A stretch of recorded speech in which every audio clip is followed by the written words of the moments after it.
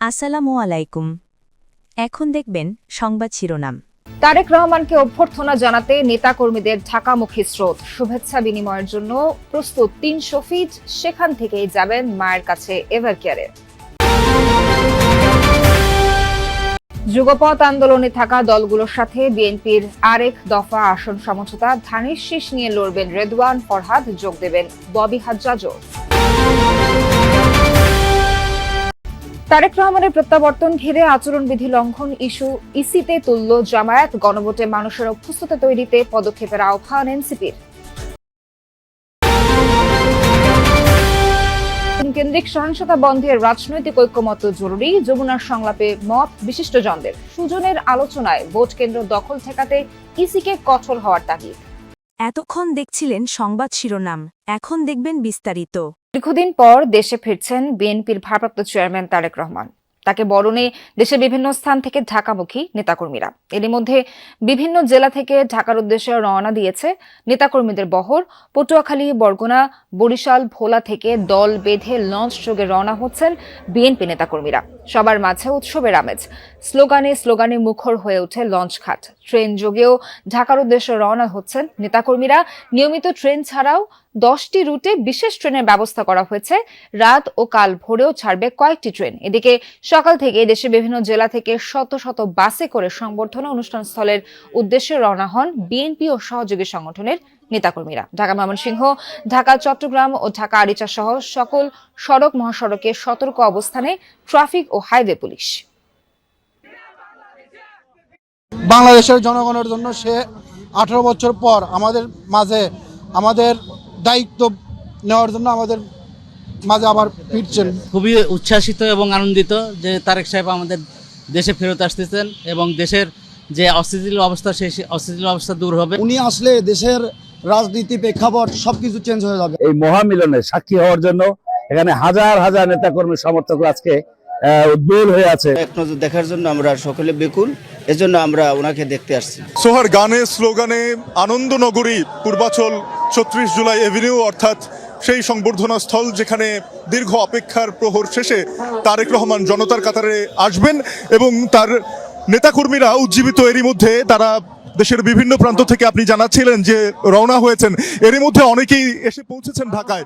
যারা ঢাকায় এসেছেন তাদের অনেকেই আমরা দেখছি যে বিভিন্ন অঙ্গদল, বিভিন্ন পেশাজীবী সংগঠনের নেতৃত্বে তারা পূর্বাচলের এই সংবর্ধনা স্থল বা সমাবেশ স্থলে আসছেন এবং এই জায়গাটিকে তারা ঘুরে দেখছেন।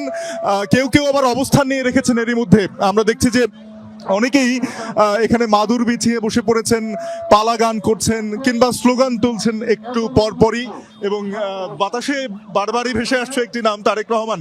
যেই সমাবেশ স্থলের জায়গাটি সম্পর্কে একটু জানিয়ে রাখি যে এই মঞ্চটি আপনারা দেখতে পাচ্ছেন, মঞ্চটি এরই মধ্যে প্রস্তুত করা হয়েছে পুরোপুরি, তবে মঞ্চের সাজসজ্জার আরও কিছু কাজ বাকি রয়েছে।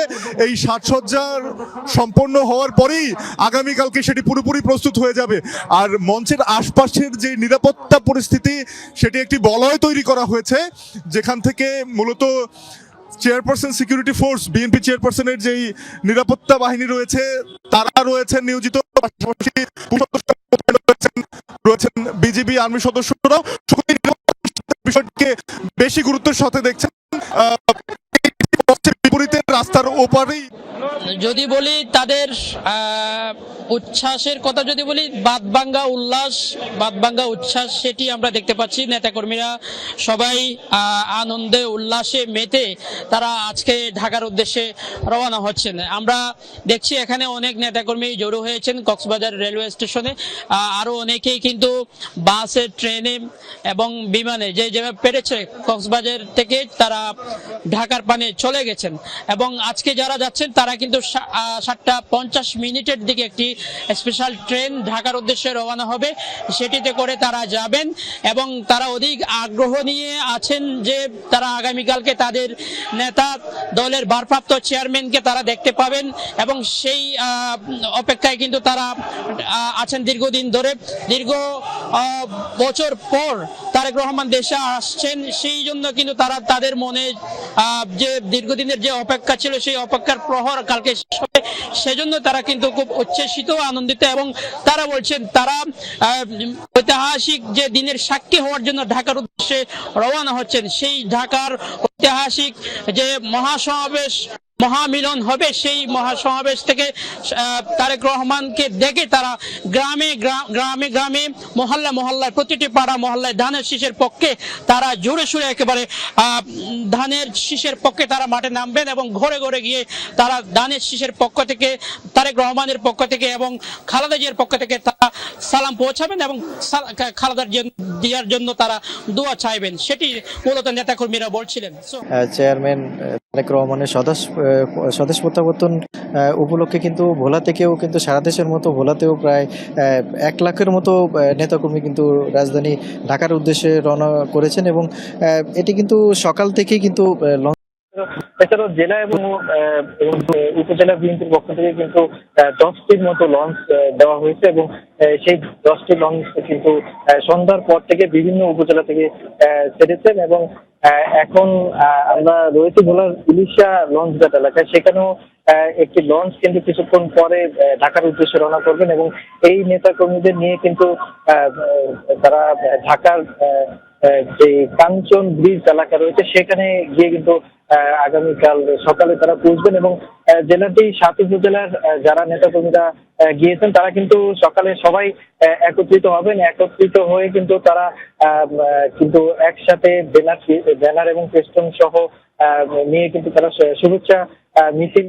জুয়েল, লঞ্চ যাত্রা খবরাখবর জানাচ্ছিলেন, আপনাকে অনেক ধন্যবাদ। বিএনপির ভারপ্রাপ্ত চেয়ারম্যান তারেক রহমান শাহজালালে অবতরণ করবেন বেলা 12টায়। দেশে ফিরেই টানা 3 দিনের কর্মসূচিতে পার করবেন ব্যস্ত সময়। সংবর্ধনা ঘিরে সৃষ্ট জনদুর্ভোগের জন্য আগাম দুঃখ প্রকাশ করেছে বিএনপি। নেতাকর্মীদের শৃঙ্খলা বজায় রাখার আহ্বান জানিয়েছেন অভ্যর্থনা কমিটির আহ্বায়ক সালাউদ্দিন আহমদ। বলেন 300 ফিটের আয়োজনে শুধু ভারপ্রাপ্ত চেয়ারম্যানই বক্তব্য রাখবেন।